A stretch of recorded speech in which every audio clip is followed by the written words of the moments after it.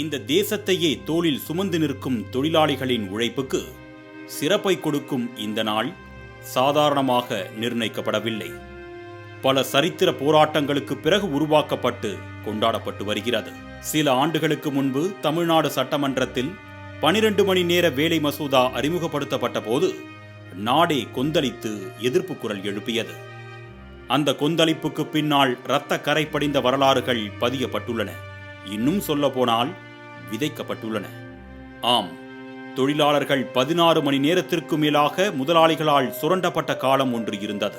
அதை எதிர்த்து பல ஆண்டுகள் போராடி பல்லாயிரக்கணக்கான தொழிலாளர்கள் உயிர் தியாகம் செய்து 8 மணி நேரம் உழைப்பு, 8 மணி நேரம் ஓய்வு, 8 மணி நேரம் உறக்கம் என்று கொண்டு வந்ததன் அடையாளம்தான் இந்த மே தினம். நல்ல உறக்கம், நல்ல உணவு, நல்ல உறைவிடம் என்பதெல்லாம் பணக்கார வர்க்கத்திற்கு சொந்தமானதாக மட்டுமே இருந்தது. அதனை மாற்றி பாரிஸ் நகர வீதியில் மாபெரும் தலைவர்கள் காரல் மார்க்ஸ் மற்றும் ஏங்கல்ஸ் ஆகியோரும் கலந்து கொண்டு ஆதிக்க சக்திகளுக்கு எதிராக 8 மணி நேர வேலை, 8 மணி நேரம் உறக்கம், 8 மணி நேரம் ஓய்வு என்ற கோஷத்தை முன்வைத்து போராட்டங்களை நடத்தினர். மேலும் மே 1 உலக தொழிலாளர் தினமாக கொண்டாடவும் அறைகூவல் விடுத்தனர்.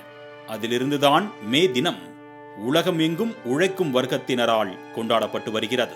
இந்தியாவில் முதலில் மே தினம் சமூக நீதி மண் என்று அழைக்கப்படும் நமது தமிழ்நாட்டில்தான் பொது உடைமைவாதியான சிங்காரவேலர் தலைமையில் சென்னை மெரினா கடற்கரையில் மே தின பொதுக்கூட்டம் நடத்தப்பட்டது.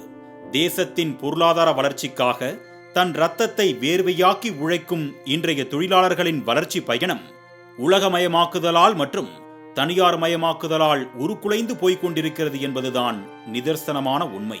உலகமயமாக்குதலின் தொழில்நுட்ப வளர்ச்சியால் வேலை வாய்ப்பு குறைந்து கூலி விகிதம் குறைந்துள்ளது. பணி நிலைமைகள் பெரும் பாதிப்பை அடைந்துள்ளன. சமூக பாதுகாப்பின்மை அதிகரித்து வருகிறது. இழப்பீடு ஏதும் இன்றி நிறுவனங்கள் மூடப்படுவது, ஊழியர்கள் பணி நீக்கம் செய்யப்படுவது வெகு இயல்பாகிவிட்டது. உரிமைகளுக்காக போராட முடியாமல் உழைப்பாளர்கள் அடையாளம் தெரியாமல் அழிக்கப்படுகிறார்கள். இந்தியாவில் மட்டுமல்லாது உலகளவில் உற்பத்தி துறைகள் நிரந்தர பணியாளர்களை துறந்துவிட்டு தினக்கூலிகள், தற்காலிக பணியாளர்களை வைத்து லாபம் ஈட்டுகிறது. வளர்ந்து வரும் நவீன தொழில்நுட்பத்தால் விவசாயம் முதல் அனைத்து துறைகளிலும் தொழிலாளர்களின் தேவை குறைக்கப்பட்டு அது பட்டினி சாவிற்கு பாதை வகுத்திருப்பதாக சமூக சிந்தனைவாதிகள் கண்ணீர் சிந்துகின்றனர்.